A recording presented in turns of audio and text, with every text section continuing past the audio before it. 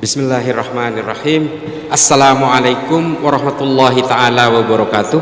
Allahumma salli ala Sayyidina Muhammad wa ala ali Sayyidina wa maulana Muhammad.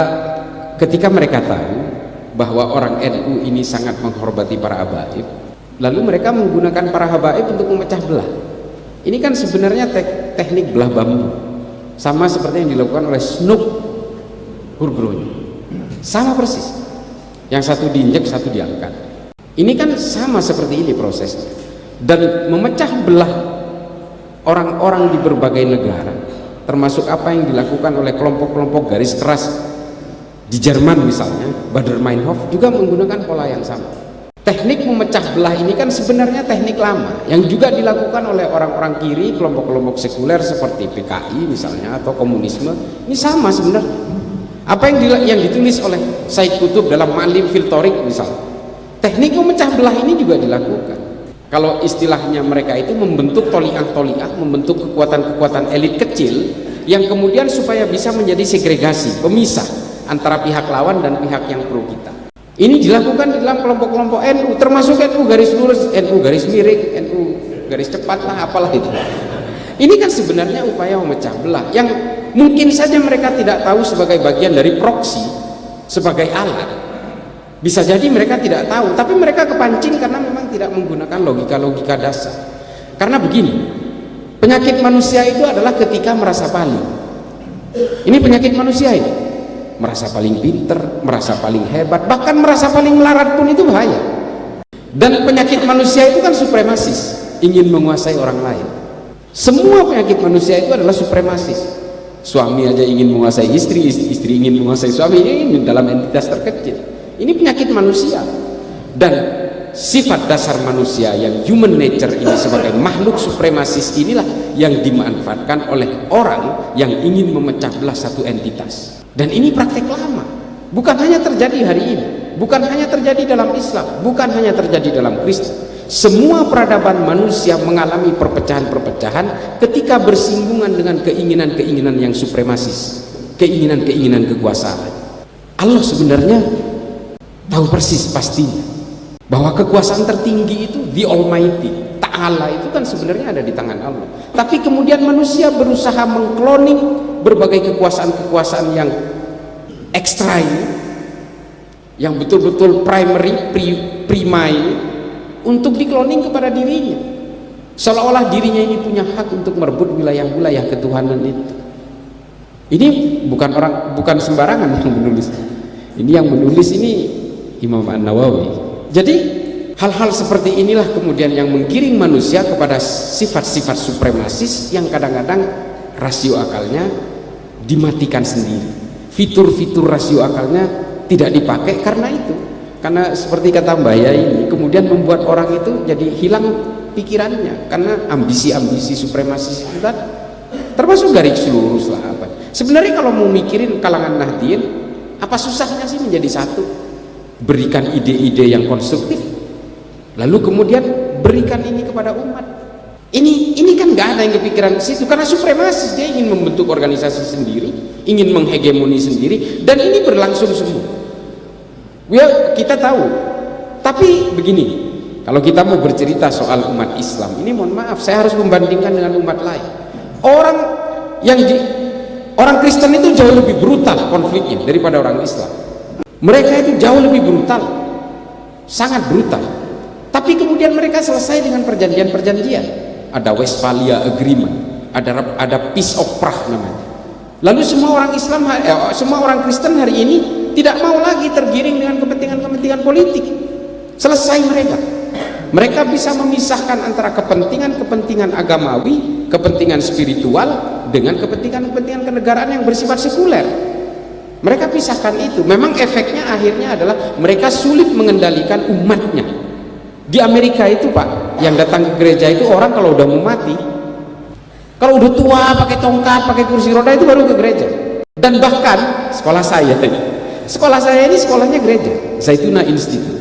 Itu dihibahkan oleh munisipal, oleh kota kepada yayasan untuk dijadikan sekolah Islam Ahlussunnah wal Jamaah. Yang punya ini namanya Hamzah Yusuf, muridnya Ibnu Bayyah dari Mauritania. Jadi kalau kita sekolah belajar itu ya ada salib, ada gambar-gambar Bunda Maria dan sebagainya. Nah ini karena apa? Karena jamaatnya nggak ada. Gereja ini nggak dipakai bertahun-tahun karena jamaahnya udah nggak ada yang mau ke situ, dan maksudnya udah nggak ada jamaahnya, nggak ada orang yang mau misa di situ. Akhirnya nganggur dan diberikan kepada sekolah Islam. Islam seharusnya memang bisa menyeimbangkan ini. Kita tidak lagi terpuruk dalam kepentingan-kepentingan politik sehingga tidak terlibat dalam berbagai konflik berkepanjangan. Kita tidak terjebak dalam aksi-aksi segregasionis yang saling membenci, saling mencacat satu sama lain, berbeda sedikit dihakimi dengan kafir dan sebagainya. Dan ini kita gagal move on-nya di situ karena kita tidak punya perjanjian apapun di antara semua orang Sunni dan Syiah. Kalau ada agreement selesai sebenarnya. Tapi ini kan nggak ada perjanjian sama sekali, makanya sampai sekarang saling mengkafirkan satu sama lain. Bahkan ketika kebawa ke ranah politik, akhirnya apa? Saudi dan Iran harus bermusuhan. Saudi harus membombardir suku Houthi yang dianggap Syiah di Yaman. Orang-orang Syiah di Saudi bagian timur juga dipersekusi dan sebagainya. Demikian juga dengan orang-orang Sunni yang berada di Irak, dihajar habis oleh Saddam Hussein, dan orang-orang Sunni yang berada di Iran bagian selatan juga dipersekusi oleh pemerintahnya. Ini kan nggak selesai-selesai. Nah, kita kalangan Nahdien harus menyadari ini sepenuhnya. Jangan sampai kita terjebak. Kita harus jujur. Kita dulu ketika teman-teman saudara-saudara kita dari Muhammadiyah sedang ganas-ganasnya, kita juga dipersekusi. Para ulama, para santri zaman PKI juga dipersekusi habis-habisan. Di zaman Soeharto kita menjadi anak bawang, sampai Gus Dur presiden diturunkan paksa secara konstitusional dan inkonstitusional menurut saya. Ini semua kita kan tidak pernah ada satu pikiran bahwa kita harus memberontak ke negara ini, nggak ada. Dan ini memang harus dijaga di situ. Nah, oleh karena itulah kemudian kita berusaha diganggu, dipecah belah lewat dalam. Kalau istilahnya polisi itu ada cepu dalam. Ada cepu dalam di dalam yang memang ditugaskan untuk menghancurkan ini. Dan kita harus tahu, munculnya Wahabi itu kan demi hegemoni kekuasaan politik keluarga Ibnu Saud. Yang engineer-nya itu adalah orang-orang MI6 yang namanya Lawrence, yang kemudian dikenal dengan Lawrence of Arabia. Ini kita tidak bisa pungkiri.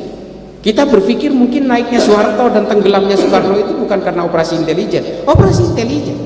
Dan kita betul-betul hari ini terjebak dalam lingkaran-lingkaran berbagai operasi intelijen yang sebenarnya ingin menghancurkan negara kita lewat hancurnya NU. Ya, lewat orang di dalam NU lah. Macam-macam caranya. Jalurnya itu macam-macam. Makanya yang harus kita persolid adalah di kalangan akar rumput bahwa kita harus mereposisi fungsi Nahdlatul Ulama sebagai pemersatu bangsa dan menjaga agama ini supaya jangan terstigma menjadi agama yang radikal dan sebagainya karena penunggangan kelompok ideologi transnasional tadi. Saya sering mengatakan ini, 100% teroris yang ditangkap oleh Densus 88 itu bukan 100% sebenarnya, 99,9% itu teroris yang ditangkap oleh Densus 88 itu berfaham Salafi Wahabi. Saya bertanggung jawab dengan data ini. Hanya 2 yang ditangkap bukan berfaham Salafi Wahabi, yaitu perakit bom di Condet dan Bekasi yang kecewa karena Habib Rizik ditangkap. Dia fungsionaris FPI, namanya Hussein Hasni, dan yang satu lagi saya lupa. Hanya 2 orang ini dari 2.100 yang ditangkap Densus dari tahun 2000 sampai tahun 2022 hari ini. Mengapa saya katakan mereka berfaham Salafi Wahabi? Sama keyakinannya dengan apa yang dikatakan oleh ustadz-ustadz Salafi Wahabi hari ini, sama. Tapi kan banyak yang berkatakan begini, nggak mungkin orang Salafi Wahabi itu menjadi teroris, rokok aja diharamkan kok.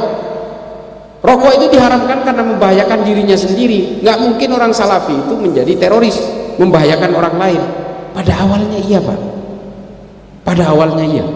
Saya setiap menjadi interrogator teroris itu, mereka mengaku awalnya Pak saya ikut terbujuk karena ini terasa sejuk, menghina pemimpin nggak boleh, unjuk rasa diharamkan. Dan ini juga dialami oleh polisi yang diperiksa oleh Paminal. Mereka tertariknya karena unjuk rasa diharamkan, sementara polisi itu setiap hari kebingungan ngadepin demonstrasi. Nah ini diharamkan, oh cocok ini kan begitu. Nah mereka kemudian teroris-teroris ini mengakui pada akhirnya Pak saya membenci orang yang berbeda. Orang NU itu bahkan saya kafirkan. Dan dari ketika perasaan benci itu terbangun secara kognitif, secara perlahan, pada akhirnya mereka ingin membuat kerumunan dan mereka bergabung dengan kelompok jaringan teror. Kalau yang tidak ingin bergabung dengan kerumunan, akhirnya lone wolf. Zakiyah Aini, Elina yang kemarin nyerbu Istana Negara, itu yang terpapar tapi tidak bisa masuk jaringan. Kebencian-kebencian ini kemudian menciptakan giroh-giroh kekerasan atas nama agama. Orang-orang Nahdien itu hari ini sudah mengalami itu. Bukan hanya Salafi Wahabi hari ini yang punya naluri-naluri teror. Orang Nahdien di Madura, kampung saya sendiri, hanya ingin mempertahankan berbagai kepentingan-kepentingan orientasi politik. Mereka menghunuskan celurit, ngancam orang. Rumahnya Mahfud MD dipersekusi. Kiai Ma'ruf Amin itu pernah disandra di mobilnya oleh orang Madura. Yang nyandra siapa? Orang-orang Nahdien juga, bajunya banser-banser juga, pengurus-pengurus MWCNU juga. Nah, ini adalah role model, prototipe peringatan keras bagi kita. Cukuplah Madura, oke, kita selesaikan, that's it, that's fine, kita selesaikan. Tapi jangan sampai Jawa Tengah misalnya, di Jawa Timur dan juga Jawa Barat, ini jangan sampai tercemar seperti di Madura. Kalau Jawa ini goncang, selesai NU-nya, selesai Pancasila. Ini yang harus kita sadari bersama. Kita harus berpolitik atas nama Islam dan atas nama negara, atas demi keutuhan negara kesatuan Republik Indonesia. Mudah-mudahan ini bisa menjadi maslahat terutama bagi saya pribadi yang fakir ilmu ini, dan mudah-mudahan bisa menjadi manfaat bagi seluruh umat di dalam bangsa ini. Akhiran, ihdinas siratal mustaqim, wallahul muwaffiq ila aqwamit thoriq. Wassalamualaikum warahmatullahi taala wabarakatuh. Semoga Allah senantiasa menuntun kita di jalan yang diridhoinya. Aku qouli hadza, astaghfirullah li wa lakum. Wassalamualaikum warahmatullahi wabarakatuh. Terima kasih.